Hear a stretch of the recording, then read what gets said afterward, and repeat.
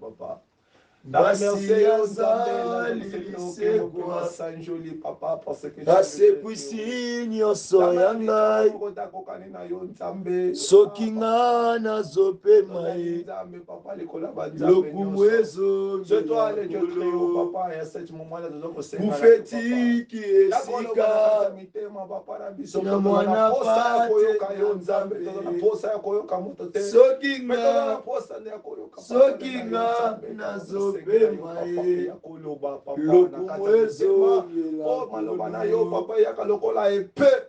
bufetiki esika na mwana pate ya nzambe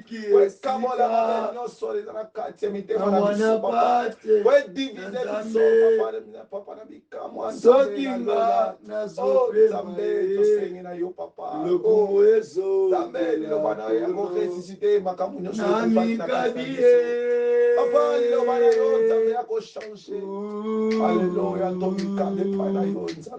na mikabi ye Alléluia, Alléluia, Alléluia. Nakateli loba nakata mozindo to mikabi. Alléluia. Nakateli mo. To mikabi papa na mikama. Oh to mitiki tambe ozali tambe ozali tambe ozali tambe. Ozamo to te pokosa ozamo na moto te papa po se repentir tambe oyo lo bakayo mo kisanga nakata bina biso. Namikabi na senga papa. Baba je rebe kona brachete.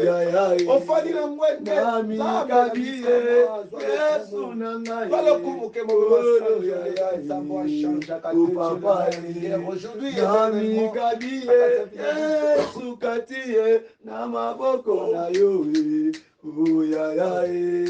na mikabiye oh papa kati na yo oyesoyo na mikabiye solo papa na bomoi na ngai na mipesi na yo na mikabiye oh papa oh na mikabiye na kata mozindo na mozindo na yo na mikabiye oh papa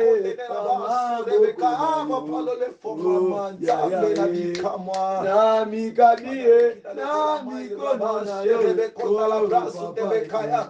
oh mon Dieu, mon roi, Shiraba,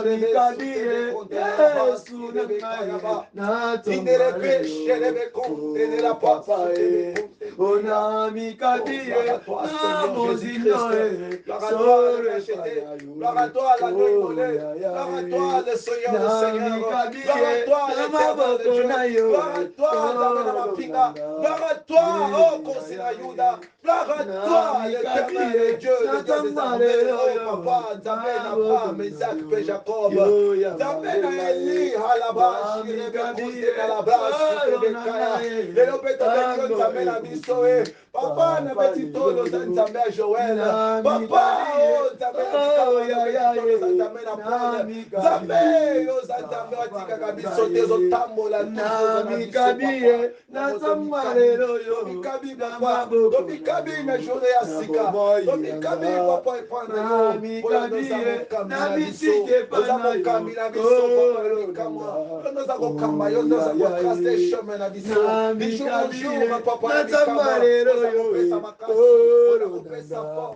papa uzakokwesa bamire nyonso ya jeriko bakoliate nyonso oyo baza kotelema liboso na biso papa oyo ozali nzambe tokomisi yo papa tosanjeli yo tomikabe pana yo oyo ndoza kosi na yuda yo ndoza le protecteur yo ndozali papa oyo abatelaka oyo aza koprotege oyo aza kokamba vi na biso nzambe na bikamwa oyo aza kotia barrière po diable akoka kolona biso te. C'est toi le Dieu, c'est toi le notre Dieu, c'est toi papa. Oh papa, alléluia, toi Seigneur Jésus-Christ, donc continue à mon papa, oh Seigneur Jésus-Christ, oh papa, il doit se rappeler les sous-sous, fais-le devant toi papa, oh papa,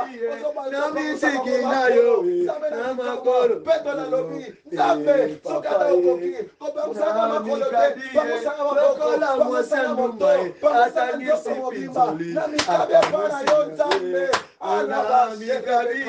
lokola mwasandumba azisuka moto makolo ya Yesu na mitiki na yowe na mikabi na yowe na maboko na yowe na maboko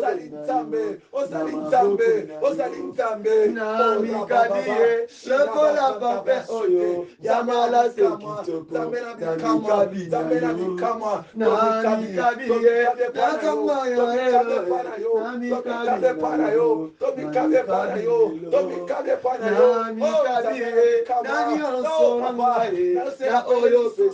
Jacob, papa, akanyio, nakotika yote,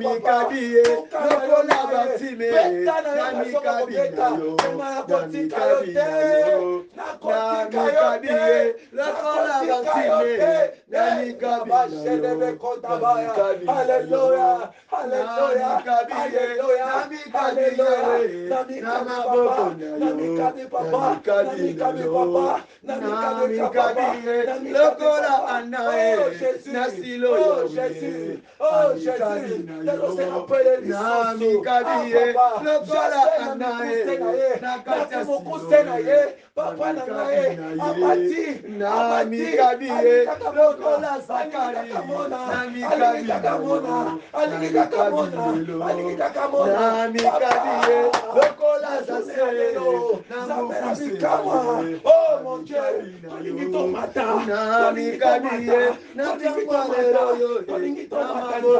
Dieu, Jésus, papa, transformation, en vérité, papa, basoma le lenge mon côté,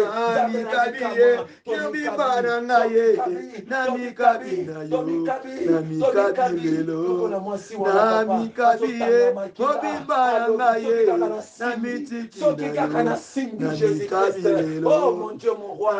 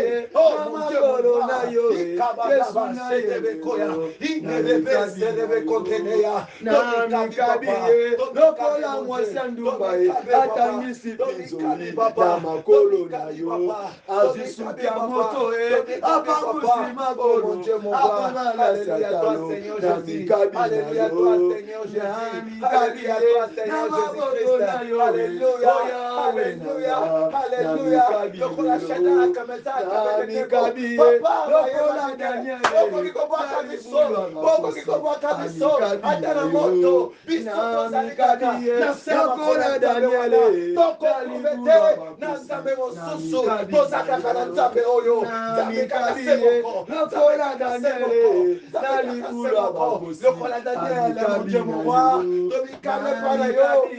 lokola Joseph, lokola Joseph, papa. lokola Joseph, Batoni, bazingi biso. Tokobangele kote. Poyo sali Nzambe. Oza Nzambe na bikamwa. Oza Nzambe na bikamwa. Tomikame pana yo, papa. Tomikabi, mon Dieu, mon roi. Mon Dieu, mon Dieu, mon Dieu, mon Dieu. nakati adoration ye, nakati louange, Papa, Nzambe na bikamwa. Mokeli na nyonso. Mokeli na nyonso.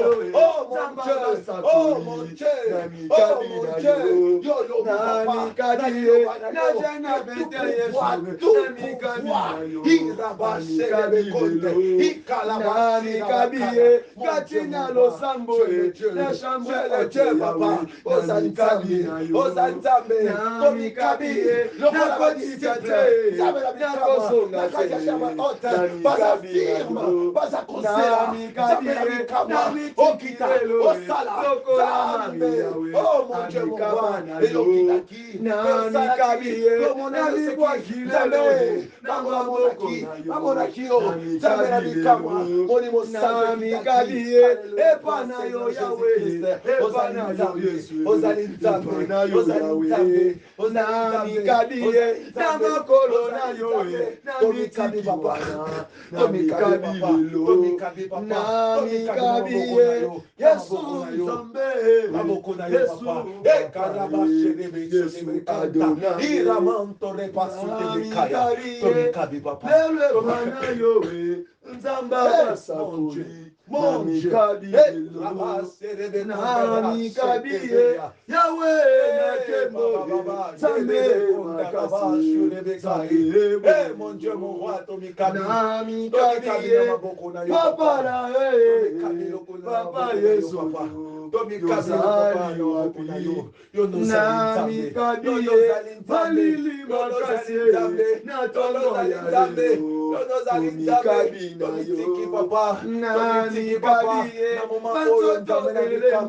oh papa, position à biso, papa, mon Dieu, mon roi, position à David,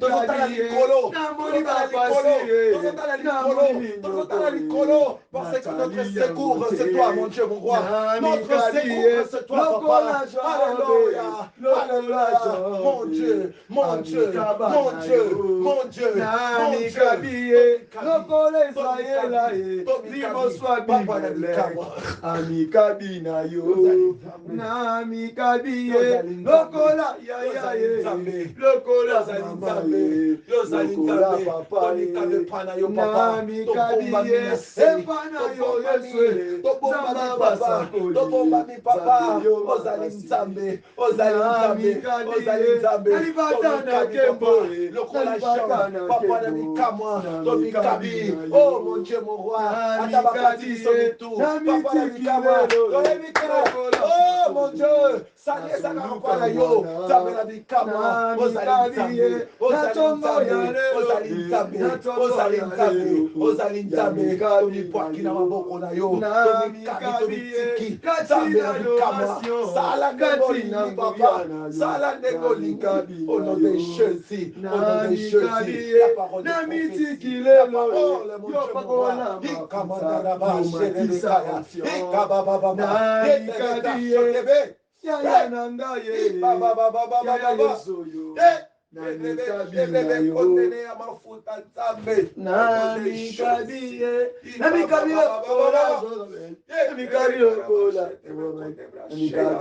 Hallelujah.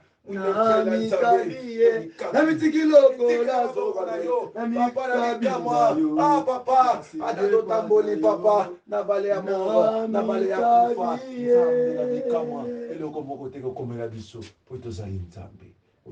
Merci Jésus.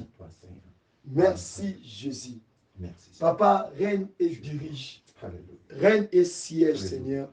On a chanté, on a dit, Tomikabi, on s'est donné. Toyembi panayo. Yahweh, refrain euti na kanisa ngati Yahweh. Yo no pesibisio ya mona bisika au Seigneur. Yalinga poza nzamba inspiration ya makasi Yahweh. Nzambe ya mozino, Nzambe ya profondeur. Alléluia. À chaque instant, Yahweh, yo révéla kaka. Yo pesa biso kaka Yahweh. La nourriture peut suffire quand tu Seigneur. Papa, c'est pour cela que Seigneur. Je veux que Seigneur, Ozala, le parfait enseignant de Bissika Oyo. Oza le parfait prédicateur de Bissika Oyo. Oza le grand prophète de Bissika Oyo. Oza Yahweh, le grand dirigeant de Bissika Oyo, Seigneur, devant ton peuple, partout, bazon nanga bazoyo kanga Yesu, na lingeti Yahweh yo longola ngai, yo effacer ngai, yo nde obima liboso, nazala un simple instrument, pesa moko na moko, bilei pe bongi pe biso, na kombo na Yesu Messiah, to confesser, to le lisusu, Komisama, Sanjolama, Pozanzambe, dans le nom puissant de Jésus-Christ. Nous avons ainsi élevé ton nom. Nous avons ainsi donné ta place parmi nous. Et tous ensemble, nous disons gloire et louange à toi, Seigneur Jésus-Christ. Gloire et louange à toi, Seigneur Jésus. Alléluia. Amen. Amen, amen. Amen. Amen, amen. Amen. Amen, amen. Amen. Amen, amen. Amen. Amen, amen. Amen. Amen, amen. Amen. Alléluia. Gloire à toi, Seigneur Jésus-Christ. Gloire à toi, Seigneur Jésus. Que Dieu vous bénisse abondamment. Sans plus tarder, nous allons passer vite à la lecture avant de faire autre chose. Nous allons vite passer à la lecture. Je vais d'abord la lecture et puis on va se présenter après toutes ces choses. Lisons la parole de Dieu. Jean, le chapitre 3, le verset 1er, tu n'as 10. La Bible nous dit ceci. Totangi maloba na Nzambe na kombo na Yesu. Peut-être vous avez besoin il y a monoko ya portugais après lecture ya français pour na kati ya groupe vous avez un ndeko oyo ba kaka monoko wana. C'est très important vraiment. Tout est utile. Jean le chapitre 3 le verset 1er ti na 10.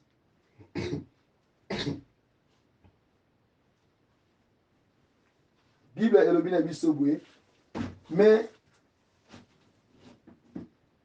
il y a eu un homme d'entre les pharisiens nommé Nicodème, un chef des Juifs qui vint lui auprès de Jésus de nuit et lui dit, Rabbi, nous savons que tu es un docteur venu de Dieu, car personne ne peut faire ces miracles que tu fais si Dieu n'est avec lui. Jésus lui répondit, en vérité, je te l'ai dit, si un homme n'est né de nouveau, il ne peut voir le royaume de Dieu. Nicodème lui dit, comment un homme peut-il naître encore quand il est vieux? Peut-il rentrer dans les seins de sa mère et naître?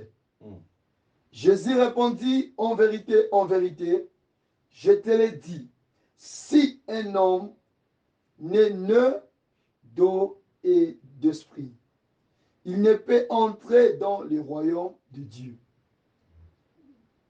Ce qui est né de la chair est chair, et ce qui est né de l'esprit est esprit. Ne t'étonne pas que je t'ai dit, il faut que vous naissiez de nouveau. Le vent souffle où il veut, et tu entends le bruit, mais tu ne sais d'où vient, ni où il va. Il en est ainsi de tout homme qui est né de l'esprit.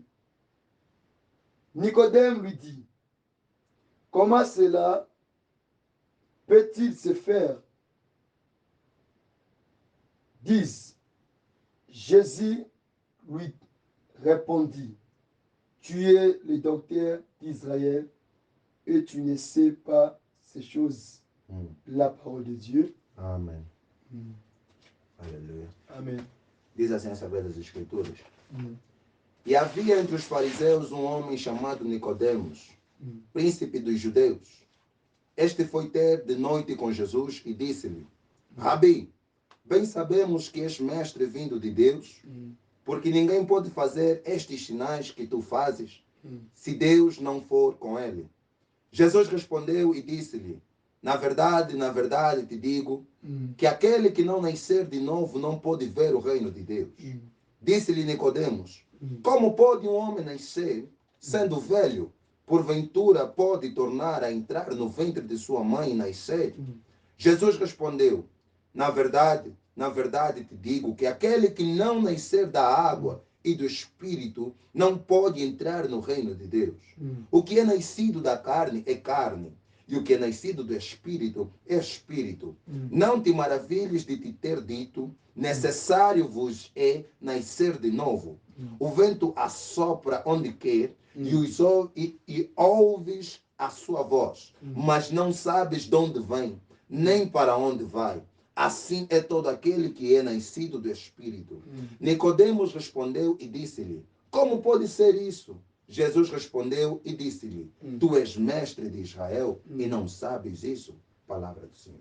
Amen. Amen. Alléluia. Amen. Que Dieu bénisse sa parole. Amen. Amen. Tokobakisa sous Actes des Apôtres, Romains, chapitre 26, le verset 23, et puis Colossiens 3, 9. Tangi suna monoko ya français. Et le binabi sobwe, savant que Christ souffrirait et que ressuscitait le premier d'entre les morts, il annoncerait la lumière au peuple et aux nations, la parole de Dieu. Actes des Apôtres. Il y a Actes des Apôtres, chapitre 26, le verset 23.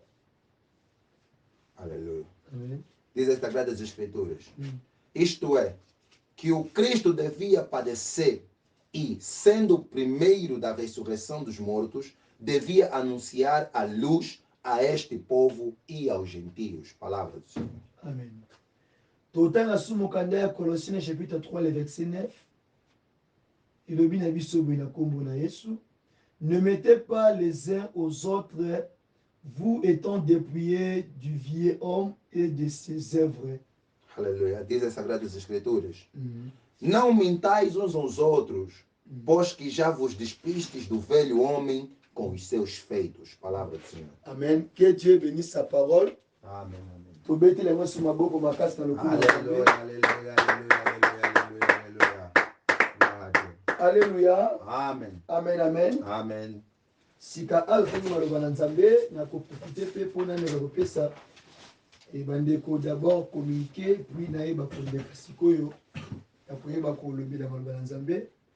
Et tomoni ete toyebi komodifier programme par rapport ya couvre-feu et toyebi komodifier yango puis par rapport ya ntango tozoleka yango par rapport ya pandémie oyo programme na biso ya kokutana kobondela ekomi ete tokobanda kokutana lundi de 9h jusqu'à 12h, mardi de 9h jusqu'à 12h, mercredi de 9h lisusu jusqu'à 12h, jeudi de 9h lisusu jusqu'à 12h.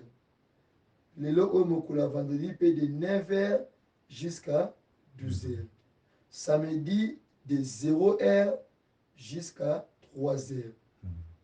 Dimanche, tokutani de 15h na 18h. Amen, amen. Amen. Yango ezalaki programme ya sika oyo tobongisi mpona kocontinue losambo oyo ya 21 jours précisément lelo oyo na 4e jour ya losambo oyo tozocontinue na yango. Nzambe apambola biso ya mingi. Tozalaka toujours na même style de prière. Genèse obanda des LT 18h tofungoli. Tolobaki ete pendant la journée na 12h au cause de déjeuner na 18h ofungolo lié. Donc kobosana te ba prière et action de grâce. Amen, amen. D'abord na pamboli kombo Nzambe o apesinga d'abord e makasi ya hotelema ya misu na bino. Et parce que kolala kolamuka ezali habitude te. Tozalaki na mingi kati na biso basili kobela pe kokufa. Mais Nzambe a permettre na telema liboso na bino pe boyeba sikoka mungu na ngai bisika o bozali yango soki na telemi na tongo lelo ce n'est pas par ma volonté, ce n'est pas par ma force, mais c'est par l'amour et par la grâce de Dieu. C'est pour cela qu'on a élevé Kombo Nae, lokola telemisinga lokola un simple instrument, liboso na bino, na Kombo na Smisia, Zambi wana akumisama. Jésus-Christ est règne parmi nous. Amen. Amen. Zambe apambola bino bandeko nyonso oyo bozolanda ngai bisika awa pe na media bamboka nyonso bozali Nzambe apambola bino mingi mpona persévérance kati na losambo. Nzambe wana akoyeba akofuta mpe komona bino mpe korécompense bino selon la manière oyo boza kosengage bokozala jamais déçu. Amen, amen. Amen. Sans plus tarder, le quoi nous avons la carte à prière il y a 21 jours où ils allaient dans thème l'ordre, la délivrance ainsi que le travail. Donc nous avons moyen pour mettre un peu pour la qui s'abattunyoso na carte ya prière ou bien na carte enseignement oyo lenge nini o tozolo bela ordre donc au régner carte na biso. Tu dis que le diable est toujours risé. Donc on bela ordre ya koloka pe ya kutila biso désordre.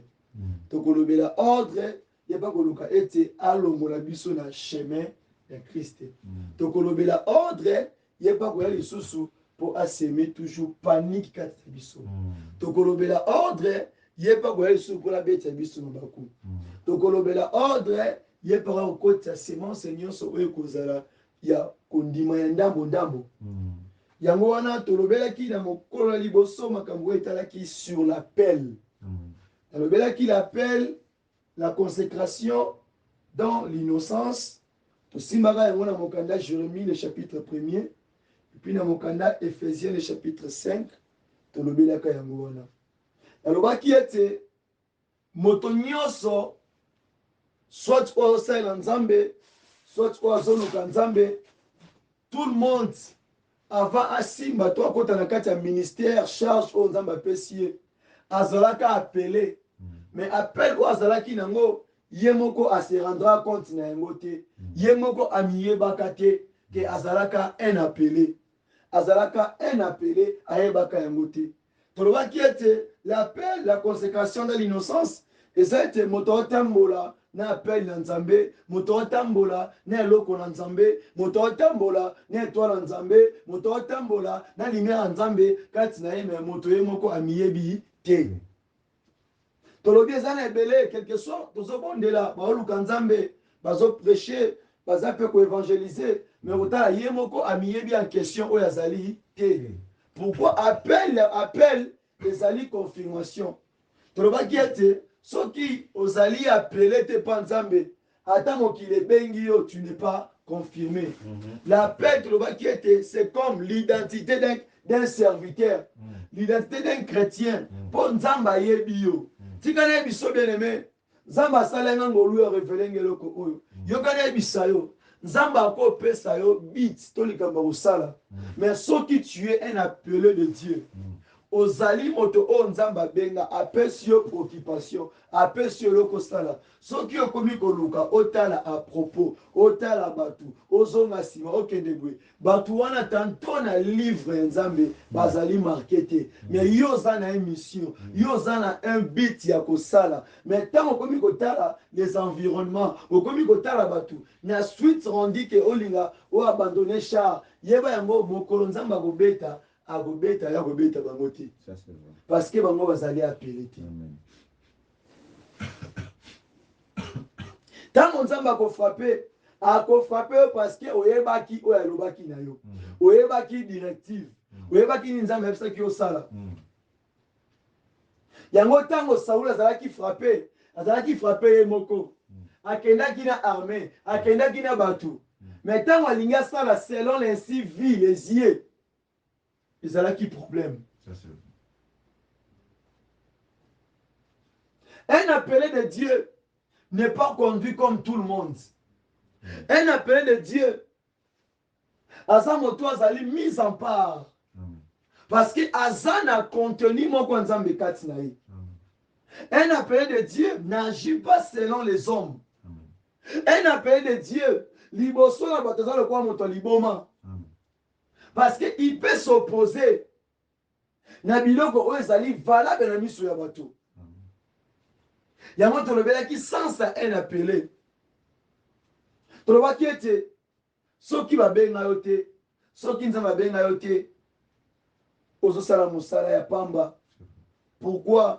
Po mokolo wana akoyebisa yo nayebaki yo te. Yokanisaka ntango olobaka ete ebele oyo bakolobaka ke papa nateyaki na enseignaki na prophétisaki na binaki nazalaki na intercession mpo na nkombo na yo. Eza bato nini?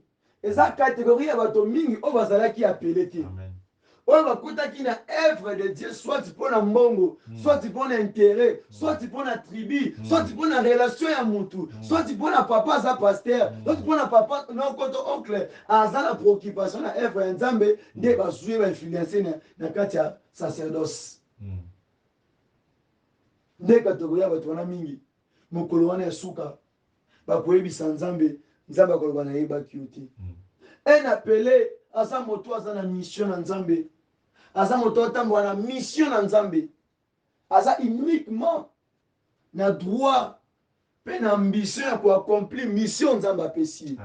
Donc azokende tout droit na yango soki atengami ate ezalaki na bato batengami saki na nzela Nzambe akotala bango te. Yango c'est pour cela zwa premier appel ya papa na biso ya liboso qui a été Adam. Tant Nzambe a formé à salier ayebi ko souffler na nari na ye ayebi ko sala ete ko pesa epema tant alinga ya telema atengama na mission Nzambe apesaki ye ayebi Nzambe ce n'est pas moi mais moi si oyo pesaki ngai nde amemi nga libanda. Nzambe atalaki te mpo na mwasi mais atalaki oyo asalaki. Pourquoi? Ayebaki azalaki un appelé mpo Nzambe apesaki ye possession ya jardin nyonso, Nzambe apesaki pouvoir likolo ya eloko nyonso. Mais ye suite alingaki ata l'environnement, alingaki ayoka amona apenser asunga Nzambe. Ntango Nzambe abetaki ye châtiment na ye ezalaki ya makasi. Yango wana un appelé faut kozala souple na baagissement mosusu po maloba na yo epambolaka maloba na yo yango mpe elakelaka mabe. Sala souple makasi. Peut tolobeli lisusu na deuxième point oyo ezalaki changer de vie. Donc changement de vie. Tolobaki toza na deux sortes ya vie. Deux sortes ya vie, to deux sortes ya marche. Tolobaki dans la conviction. Tolobaki la marche céleste et la marche terrestre. Tosimbaki yango na mokanda ya Actes des Apôtres chapitre 15 verset 1 jusqu'à 3, Apocalypse 3 le verset 15, Acte 26 on ezalaki historique histoire ya apôtre Paul. Tozaki pe na mokanda Colossiens le chapitre 3 le verset 8 na 10. Topesaki na lobelaki différence ya biloko mibale. Okoza na appel mais pour yeba appel wana il faut ça la connecter. Au cause d'un appel, pour y appel wana, il faut ba connecter yo, il faut ba initier yo. C'est dans la parole de Dieu que mini va bengamaki, tango yoki maloba na Nzambe, tango apprendre quelque chose de Jésus, et ça mini ememie pour qu'il ne se convertir. C'est très difficile qu'un homme de Dieu a tellement na mosala Nzambe, so ki abimaki na dete. Amen. Soki alongwaki te moto azalaki na kala po ozalaki na personnalité mosusu na se na mokili oyo pe kala tozalaka na mokili yango mais tozali ya mokili oyo te. C'est pour cela ntango Nzambe abengi yo esengi na yo okende kosala faire face dans la conviction qui veut dire au changer état de vie. C'est comme la compensation. Bapesi nga mbongo na la pesi bango marchandise. Donc on s'est changé. Au quitter les ténèbres, au que vers la lumière. Comment est-ce que ça peut se faire? Yosa na ténèbres, mais aucun la lumière, osana toujours la ténèbres. Tu vois que c'est impossible. So nous allons moto azali tiède. C'est pour cela que va que bilemboto pe misala e komona naka à travers ba acte auto mona sila mokili oyo que eloko besoin justifier que oya za mosali na Nzambe oya za mosali na Nzambe te eza bilembo eza ba acte ya wana étant que biso les chrétiens les serviteurs de Dieu naza ko cibler pe ko bondela to contrôler ba acte na biso, tous allons souple vraiment na ko marcher dans la repentance. C'est ça qui est très important vraiment. Amen, amen, Puis to lobela ki yango, mais na mokolele ko lobela na point où ezali un nouveau homme. Un nouveau homme. Moto ya sika. Est-ce que vous avez dit que moto ya sika ndenge ozawana? Nde yango mutuna na ngai. Vous avez dit que moto ya sika ndenge ozawana? Ah, ondima yango te?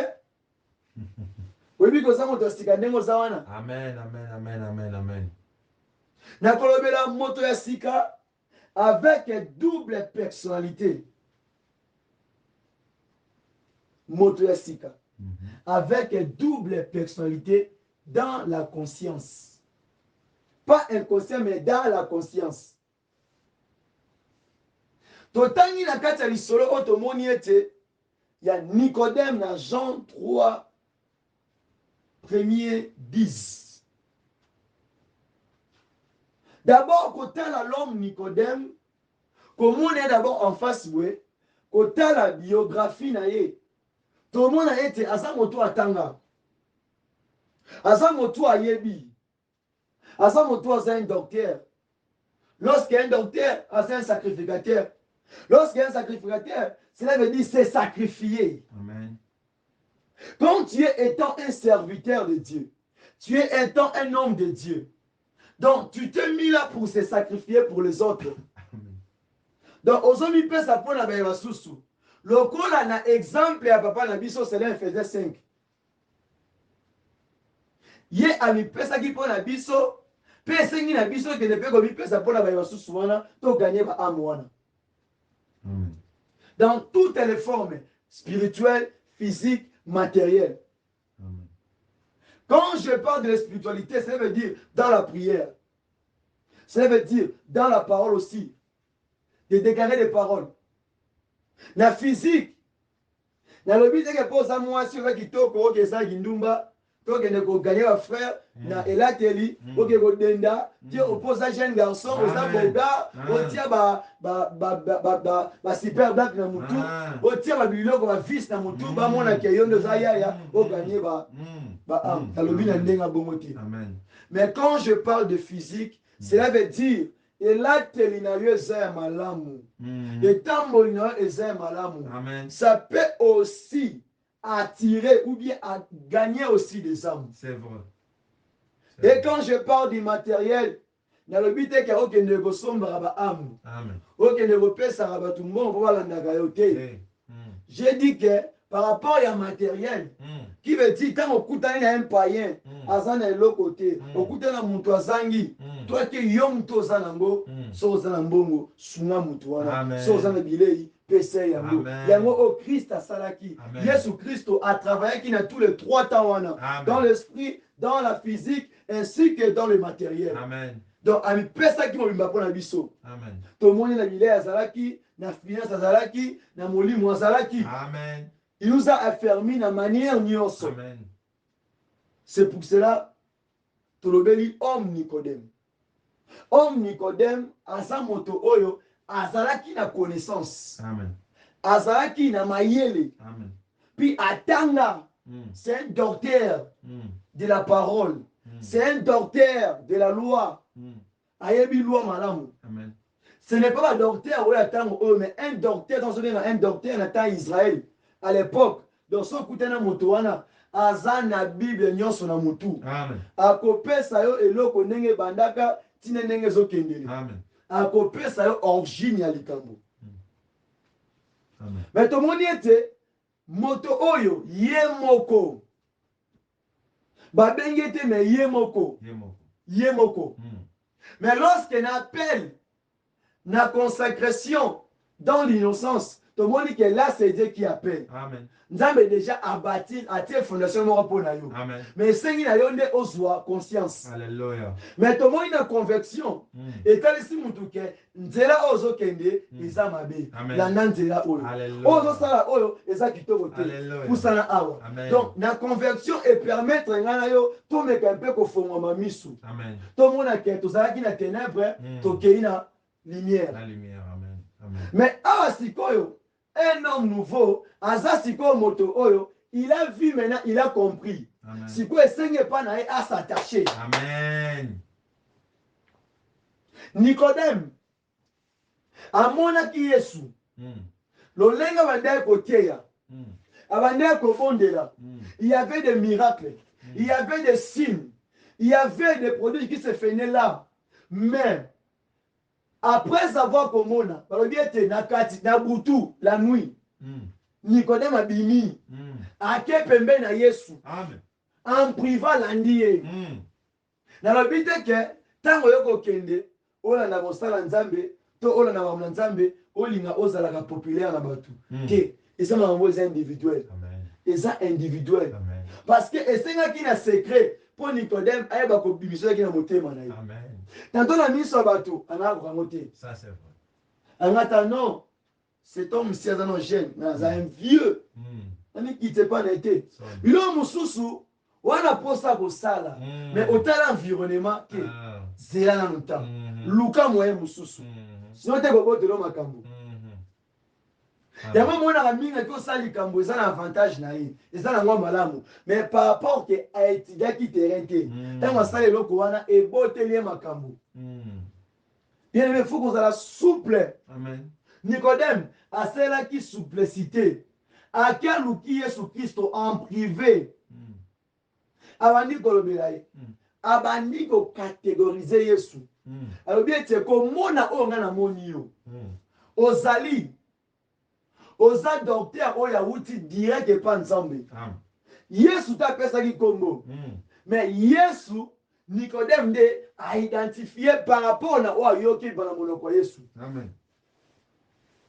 C'est pour cela, au moment où l'introduction, il y a la prière. Il y a qui appelle ezali confirmation. Appelle ezali identité à Moutou.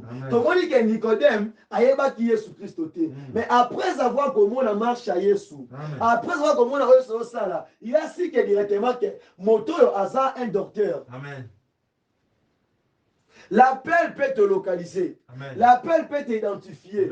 L'appel peut aussi te donner le nom. À la place où l'obéa. Christ a se présenté. Christ a mis la kisité. Mais appel n'a yende la kisaki. Amen. Amen. Amen. Amen. Alors, bi, makambu ozo sala. Son zambaza noté. Mutoko sala noté. Donc, il y a aussi autre chose. Même diable n'est pas azana makokita ko imiter yango. Amen. Yango preuve ani. Ezana misusu ba meka ko mata. Ba komi dans l'espace où akita ko ya panzana. Amen. Biloko mususu donc na kati divinité nzambe etikala bongo. Amen. Ata diable saile na ko kangote. Jamais. C'est pour cela parmi biloko wana ezala ki o Nicodème mona ke pa Yesu. Amen. Atali ba Mose ba leki ba Eli ba leki. Ba Élisée ba leki. Ba Jonas ba leki. Atali ba Joël ba leki.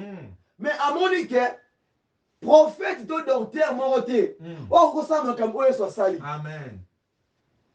Pour o mona ke pa Yesu, atikala jamais ko mona pe ko yoka. Biloko bongo. J'espère que biscuit zaki na caché mora makasi. Amen. Pour Nicodème monaki. Amen. Il y a qui m'a caché makasi. Amen. Après avoir koyoka histoire que à travers Moïse que Dieu a sala qui a passé la qui mer rouge. Mais pour la monaki mer rouge suffit était. Amoni Elias a qui enlevé et suffit était. Amoni mote qui dit ngomba Carmel et suffit était. Mais atali kaka eloko ibona bona kwa Yesu. Atali mto sala bite. Mutoyo soki nzambe te. Mutoyo sonza bazana ete. Ça, c'est vrai. Personne. Donc, il y a Yesu Ango, il faut qu'on y ait bien nous. Avant tambo anaye. Amen. Un nouveau homme. Il faut luka aye ba papa na inam. Amen. Nicodème. Donc, avant pour ça n'est pas Yesu, à aborder point na ye, a épandé donc identifier na nous. Tala oza boy, oza boy, oza boy, oza papa na ngai. Oya ki apo na ngai. A identifier ye. À identifier. Amen. Bien aimé, c'est très important. Tant que Nzamba tingyo pembe na mutu. Amen. Dans la moto, oyo a sali convection. A commis na point un nouveau homme. Tant que Nzamba s'approche devant un homme de Dieu. Amen. Ou bien devant moto moko un inconnu habité. Luka o savoir identité à moto wana. Pourquoi Nzamba s'attache na ye? Tantôt oko bimela nzela na ye. Oko tomo na nzela na ye. Asa pont oyo osenga ala la se yo leka na okata na ngambo. Amen. Amen. Lorsque na butu wana Yesu Christo azalaki point Nicodème. Amen. Malgré tant de l'âge que Nicodème asalaki ya koyema loba na Nzambe. Il y a autre chose. Tu peux apprendre cela. Bako tangiso yango. Mais ce qui t'a na eko kité, o sa no musala rien. Ça c'est vrai. Il faut tangoka o moto o Nzamba pesi clé. To azapon, azanzela oya komona kanela Yesu Christo. Ce qui t'a na koki, o forcer l'autre. Amen. Amen. O forcer l'autre. Amen. Yesu ayebisie. Po ayeba que zai katina ye. Ayeba gazaki un docteur. Amen. Ayeba ki déjà mosala ensemble. Amen. On est entré na kata sacerdoce. Ayeba ki ordre ecclésiastique. Maintenant Yesu amoni. Akenemba amona point na ye.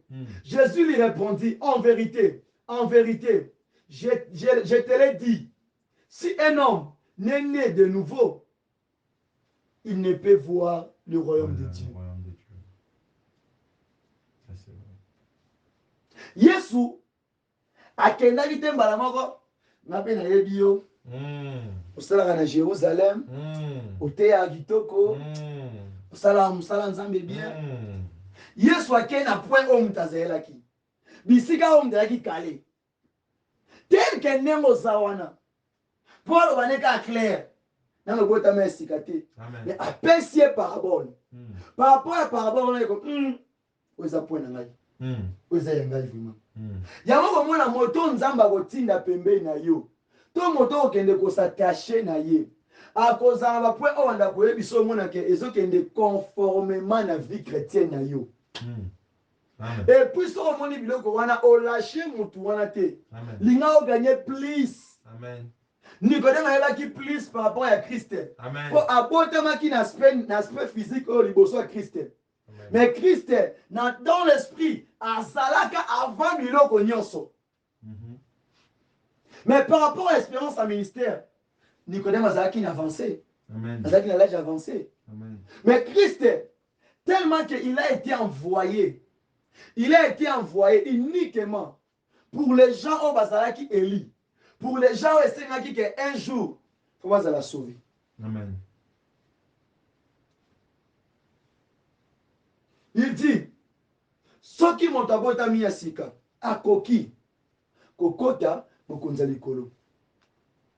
Avec le temps, donc expliquer phrase il ne peut voir le royaume de Dieu. Donc akoki, et ça le col akoki. Pourquoi ça akoki? Tu garder pour un peu ça na point. Amen. Tu continues dans le côté musus. Amen. Nicodème lui dit, comment un homme peut-il naître quand il est vieux? Peut-il entrer dans le sein de sa mère? De sa mère et naître?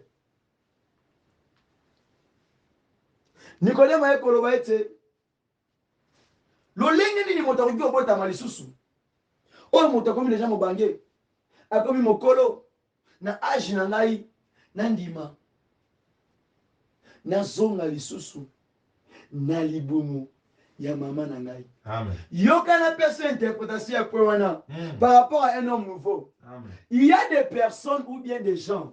Zambe atindele soit moi gosse mowe, moi mwana mwa muke. Atinde ka liboso na ye. Pour amema na délivrance. Pour juste amema na nzela ala kisenzela. Mais tant matali muto bi ah. Kama mwana muke bate ya ngai. Kama jana orba ngani. Na sale bella bane. Na vandi na ministère. 50 ans, 70 ans. Okay. Maman a moi quoi 10 ans, 20 ans, 15 ans. Automatiquement, c'est ce que Nicodème a monaki. Amen. Abina, qui m'a bagné dans la main, ça va que le botte suis assis. Ah! Na boko ina ngabo ina ko mo bagné boy, moi moi mukesa na ngabo ta suis assis. Donc la botte m'a dit bien té. On a tanga dit bien té.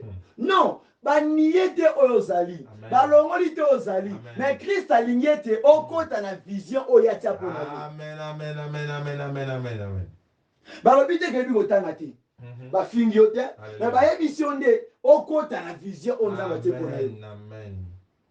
Oza na connaissance, oza mayele, mais ozota ngwate na vision on za ba pesa. Amen, amen, amen. Amen. C'est un insulte. Et ça, un insulte pour la batu mususu. Amona mo fingi ya tape. Ta mona kota mikolo. A se converti na misu na ngai. To memi ya pa koli boya. Anga tangisa ngai. Oh. Lorsque j'ai aimé un homme, il m'a dit, mon frère, dans mon spiritualité, il n'y a pas les choses de l'âge. Amen. Parce que ça, on voit l'âge. Il y a moto, on zamba tindi. Le col serviteur, un jeune serviteur, moi, je suis moqué. Luka poye ba âge en zambi. Amen. Amen. Révélation. Amen. Luka oye ba âge en zambi. Amen. Au moins, na molimo. Donc, na molimo, mokolo azalaka te, tata azalaka te, mwana azalaka te, mais biso nyonso toza dirigé na maître moko. Mais ce n'est pas dit que son mokolo azalaka te papa azalaka te ke tokoma moni alongwa kuna te. Discipline, obéissance, oyo eza lokola na sagesse na intelligence ebi ke oyo aza papa, oyo aza mama, oyo aza leki, faut na respecter. Mais dans la spiritualité, si l'esprit de Dieu voulait te parler, et ta âge nanti. Amen. Amen. Amen. Amen. Amen. Et ta âge nanti. Nicodème atalobi na âge nangai. Na zonga na libomo. C'est pour ça qu'il y a d'autres serviteurs. Alors on a remis talobi ah. Na sali 51 ministère. 71 ministère. Donc on a va na kiti donc mwana mukaloba. Imagine. Pona nini? Yo vanda yo kangai. Papa. La Bible dit nous connaissons en partie. C'est vrai. Et ça la partie moi autant dans la vie nous avec ça on comprendra ngote. Ça explique quoi les gars on comprendra ngote. Mais par rapport au ministère on nzamba tina kati ya mwana wana. Na versé on les a le la point où et pas les a écouter l'autre côté c'est facile. Amen. Tout ça pour se compléter. Ce que l'ingo se complète c'est aussi en ligne. Imagine. Un nouveau homme. Amen. Avec double personnalité. Lorsque Nicodème, la première personnalité, a servi Nzambi. A la sacerdoce.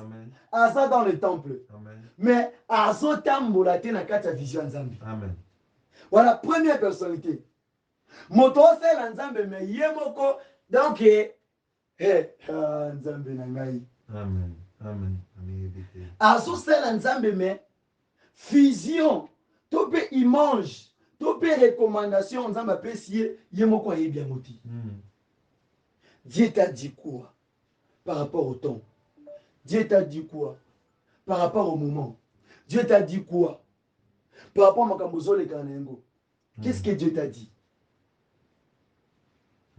Quand on se convertit à qui? Nini o Nzambe atia ki na motema na yo pour Olanda Yesu. Na point oyo, tu peux jamais suivre Jésus au Jésus en côté au mekate. Amen. Amen. Pour ba ko bimise o ba Jésus est belé. Luko e ba non qui est Jésus. Amen. Parce que ça aurait plus le roman dans Matthieu 28, bazo parler les biso na ni de nouveau. Kobota mesika. Alors l'apôtre pour kindi, pour ça la œuvre de Dieu, pour baptiser, pour enseigner. Amen. Donc tant kobota mi sika sikoyo, luko yeba. Oyeba sikoyo mtanzo na kombone Nani? asalaka Nini? atamba olenge. Nini? Un homme nouveau, azamoto oyo, ayebi papa na biso na ndaku. Soki avandi, alinga makele te.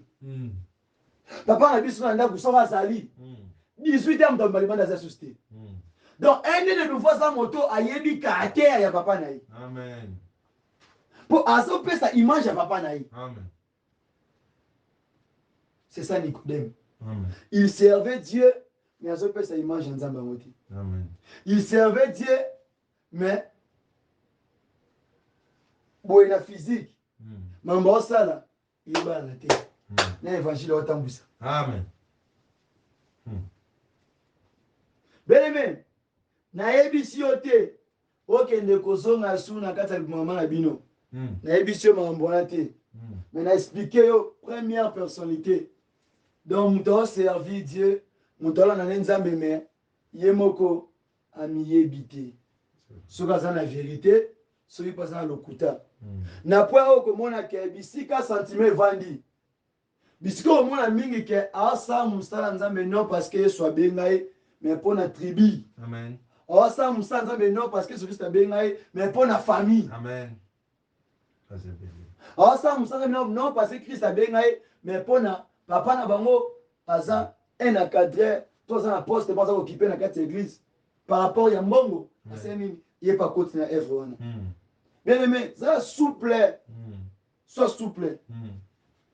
Ce qui nous a yebi attend le col à protocole. Tikala wana. Amen. Pour bénir yo wana. Amen.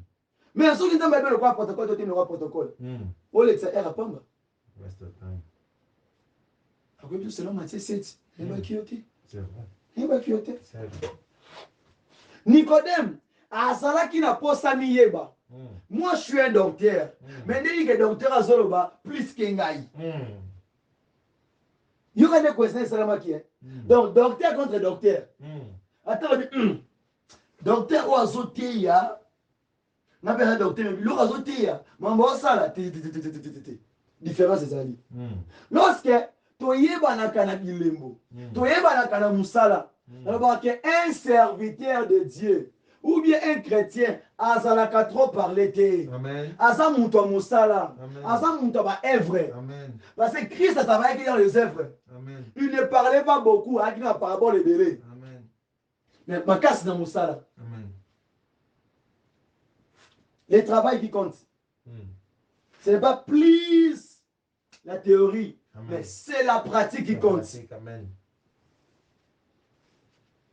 Je ne t'ai pas envoyé au Kenya au Kilte, au Kenya Maïkari, au Kenya, au Bouddha, mais pratique na zoé bisayo de pratiquer ce que Christ nous a ordonné. Amen. C'est ce que je suis en train de parler. Et au moment où nous, les serviteurs de Dieu, nous comptons dans la moko, tous ceux qui ont été. Pourquoi nous avons Amen. Parce que vraie parole à Christ, en réalité en question, ce n'est que la repentance. C'est la seule chose où nous avons dit que Jésus-Christ dans Jean 8 et 34. Ce n'est que le péché. Et ça, c'est le loco. Oui, quand on s'en va likolo, et quand on s'en sur la vie, c'est ça le péché. Parce que tant que tu t'engages dans le péché, tu es le serviteur du diable. Tu es comme père du diable. C'est vrai. C'est vrai. C'est vrai. C'est vrai. Bien aimé, il faut être souple. Il faut être souple. Vous verrez qu'il y a d'autres églises, d'autres assemblées et d'autres chrétiens. Bah, comment on peut faire sumu? Oui, ils ont les sumu, oui, ils ont les sumu. Donc, bah, pour les sumu, mon cœur, n'est mon nez. Oui, ils ont un léger et ça, l'autre. Comme autrefois. nakendaki na exemple eza très clair mpona moto nyonso. Napesi exemple ya préservatif condom.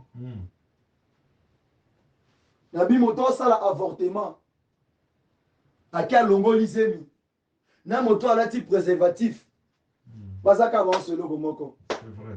Bazaka eloko moko. Parce que on a kuna bwaki semence. Oyo koto abwaki déjà eloko ekoli. Po eloko wana ekola esangi il faut semence ekota na kati po eforme eloko wana. Bien aimé ezala souple hein.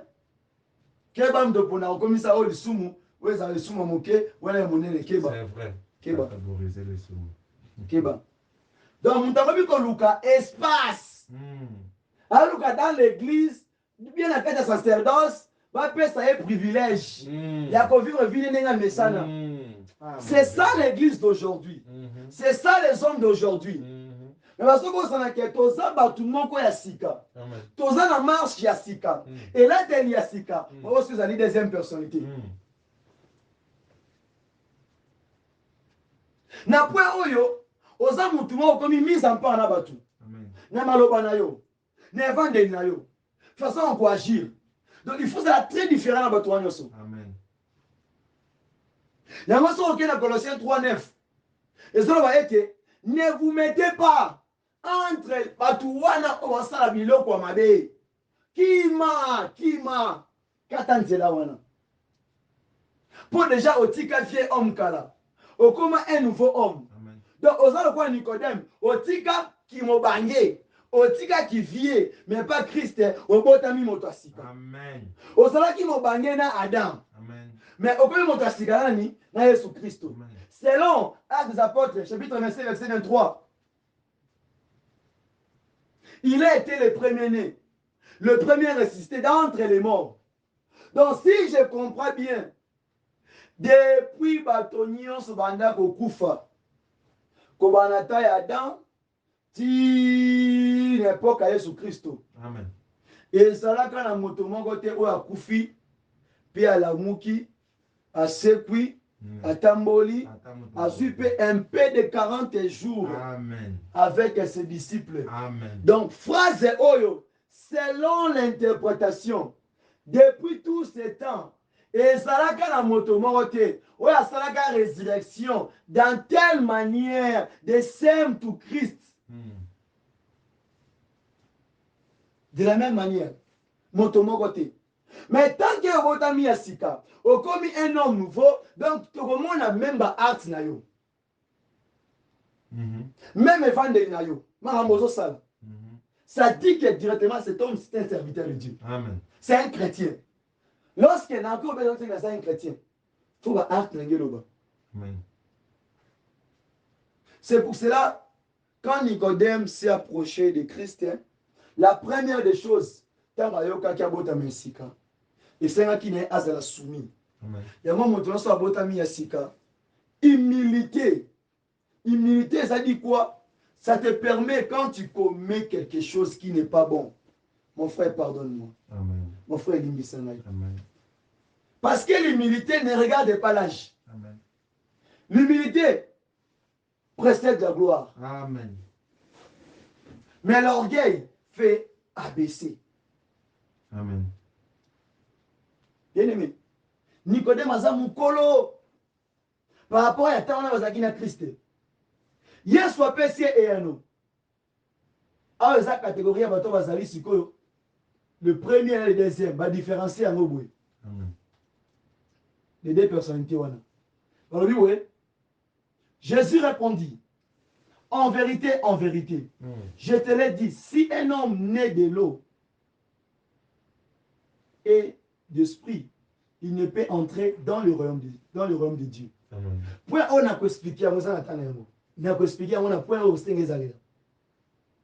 Alors bien sous c'est ce qui est né de la chair et chair. Amen. Voilà ça qui n'a point niveau Nicodème, n'a première personnalité. Malgré qu'il est né dans la chair, mais il connaissait aussi la parole de Dieu. Amen. Ce n'est pas dit que ceux qui sont dans un païen, ils ne peuvent pas connaître Christ. Amen. Qui t'a dit cela? Il y a des chrétiens, il y a des serviteurs qui enseignent qui prêche la parole de Dieu. Il va botter un cicateur, il va botter un zoto. Un homme qui enseigne, à ce moment tu as tout le temps la chair à sauter, mais on tire qui nous bâtit. On tire qui bâtit. À ça, zoto. Il n'est pas encore né dans l'esprit. Parce que son abotami n'a qu'à molimo, son esprit s'en va bien le gang. C'est vrai. Moi, je suis un témoin devant vous. Amen. Si je vais commettre le rosaire mabé, mon esprit gagne la garde premièrement. Amen. Pourquoi non tant moi na alarme na mutu na ngai. Ce qui ne va pas ça qui o eza mabé. Te o sala na tindio ça. Mais ça bete sala na tindio. Amen. Nicodème azala qui dans la chair.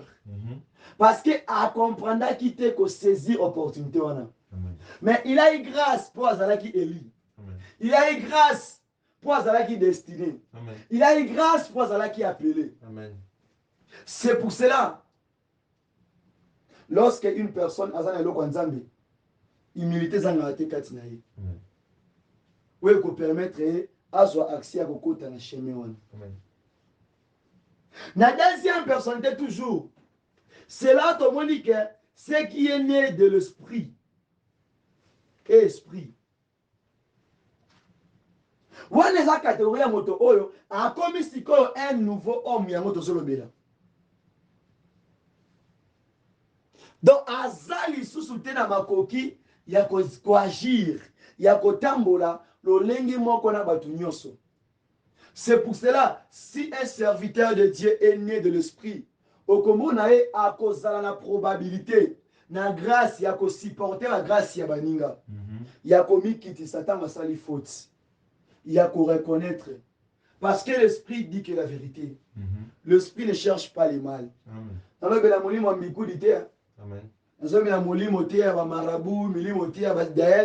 Je parle du Saint-Esprit. L'esprit qui a été en Christ.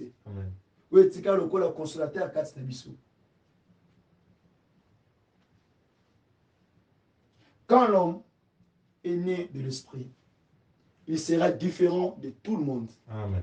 Sa façon de vie est différencier car motoyo indifférent. Sa façon de prier, sa façon de prêcher. Et là, à côté, malgré à 100%, à ta commune à 100%, mais au moins 80%.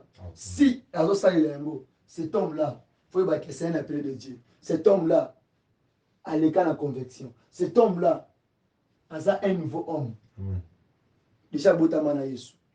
Parce que il faut que c'est pour cela au monde que quand on appelle ça enseignement, tout en le modération, j'ai toujours dit, un modérateur, il faut être exemplaire dans le service.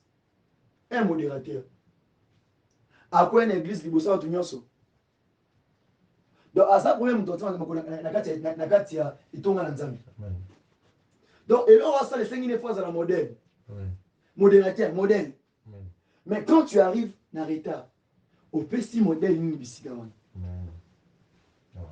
Vous comprenez? Yo botama ya sika. Non, je vais te baptiser. On n'a pas révisé. Yo botama ya sika. Yo botama na Yesu. Vous allez kufa kati na Adam. Ubungisama ki me Christ aye. Salut créature ya sika. Ce n'est pas dit que tu as été créé 2 fois, non. Nzamba sana qui création une fois. Quand il a créé l'homme, il a tiré moi si na côte ya mobali. Mais tant que yemo kwaye asala ki racha. Son sang et sokola ki biso. Donc elongola ki salité et bomba ki image na biso. Son sang. Et l'homme qui salité ou elata ki biso na nzoto. Amen. Neta bobota mi asika, obimi créatif asika. Parce que la mokili, baeba ki un pécheur. Parce que la mokili, baeba ki ndumba. Parce que la mokili, baeba ki voyou. Parce que la mokili, baeba ki aventurier. Parce que la mokili, baeba ki orgueilleux. Parce que la mokili, baeba ki muyibi. Mais tant on dimi Yesu, obota mi, oto asika, kati na Yesu. Et le bini okomi créatif asika. Alléluia. Mais ceux qui m'ont botami ya sika. bomoni ke na kati ya moto wana presque baœuvre nyonso ya chair eza kose pratique kati na ye. Il faut comprendre que botamaki wana abotamaki dans la chair. Amen. Amen. Amen. C'était pas dans l'esprit. Amen. Amen. On a vu des gens qui ont baptême dans le sentiment. C'est vrai, beaucoup. On a vu baptême non parce qu'il a touché dans la première, mais on a vu baptême parce qu'il a mon immense c'est baninga. C'est belé. On a vu baptême parce qu'il a envié. Les choses de Dieu vont envier rien côté. On n'envie pas. Amen. Amen. Amen. Il y a un moment d'autre dans le Baranzam Benangaï, si je savais, il y a un petit gars dans la bande d'église. N'ayez pas raté que mon salaire est à la passe. Osa minimiser à tout le monde. Osa il faut à la cas soumis obligé. Omi qui dit. Bien aimé. Ce qui m'a abota ma esika. Akobeta tolote bisika vanda nanda kunaye. Ya wana sepela na point oyo. Tamba lobela ga un diacre. Un diacre fois à la moto yo azana makoki ya kotambwisa bana pe bana baza déjà âgé.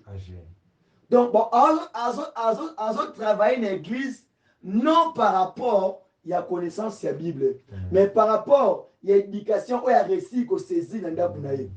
Et prouver que oui, il est capable aussi de diriger des vieux hommes, de grands hommes.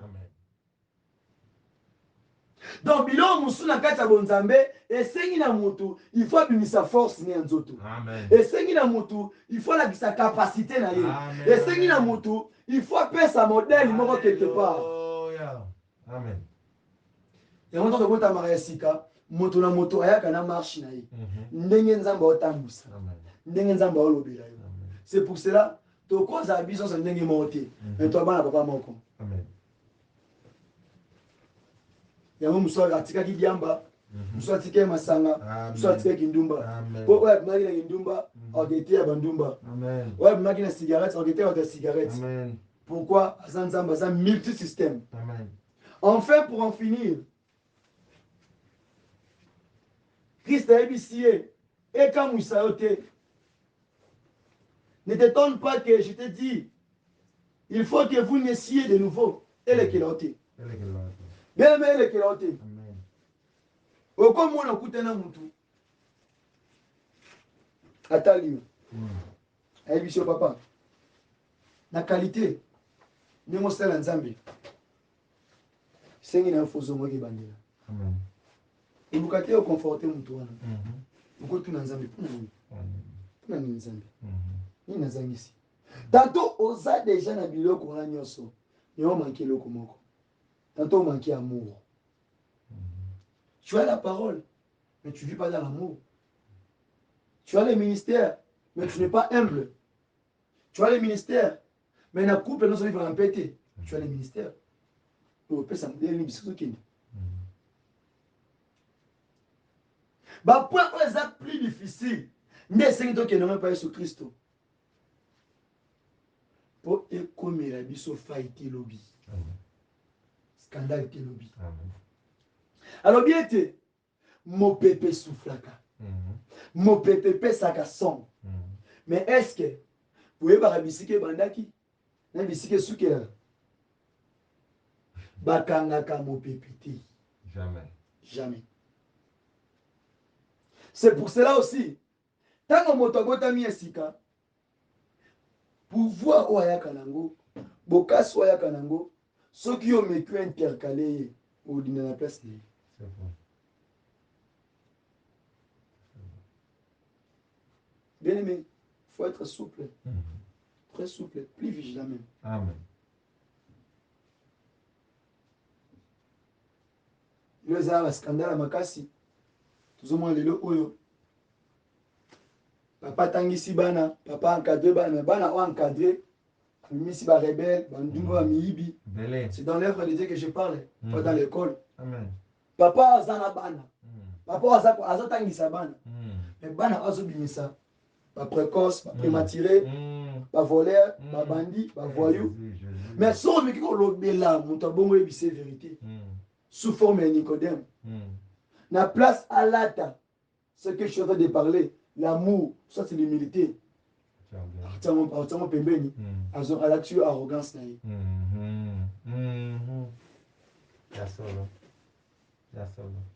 Dis-moi, tu as la capacité à causer l'is non au monde à l'écoche. Jamais. Jamais. Vous avez la capacité. Il y a comment le Jamais. Dis-moi. Jamais. Il faut que la poussière. C'est ça. Papa, pour la yango. Donc, des poussières là. Oh, mingi balati na nzoto. Et ça, Nicolas Moutou nae. Na likoshi nae. So, il sait pour la yango, ça va finir. Et ça, poussière, et c'est l'autre côté. Là, ça, ça,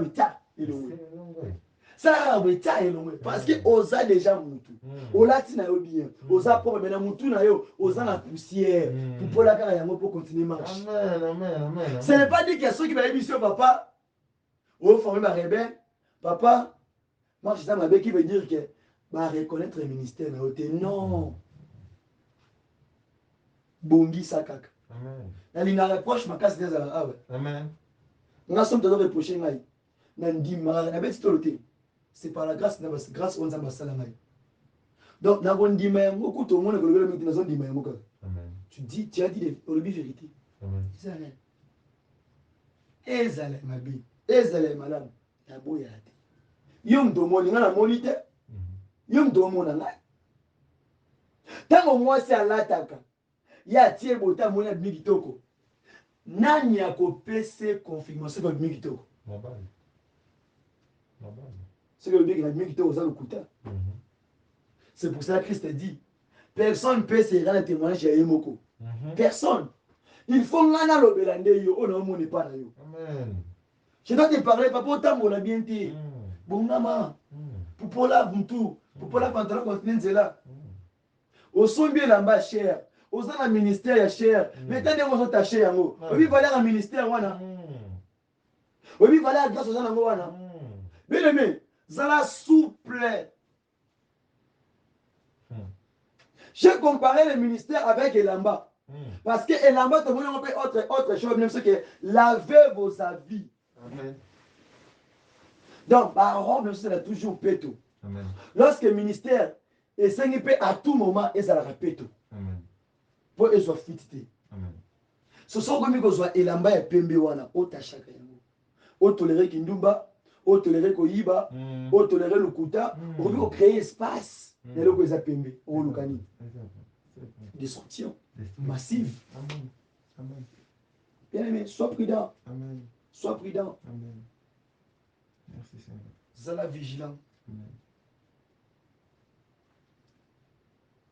Kuna bozo kanga bozo ndangai. En Europe, en Amérique, en Afrique. Par la grâce de Dieu, au Kida, dans le continent, nous sommes belés tikaliwana. Bien aimé. Nazo condamné au thé. Nazo jugé au thé. Non, sambisa au thé. Je fais que le travail que Christ a salé qui lui besoin Nicodème. Amen.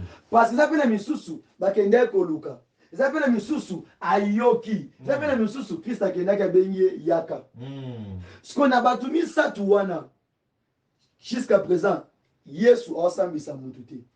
Ayaki pour n'avoir injuste. Amen. Si tu es juste, très bien, continue à marcher avec Christ.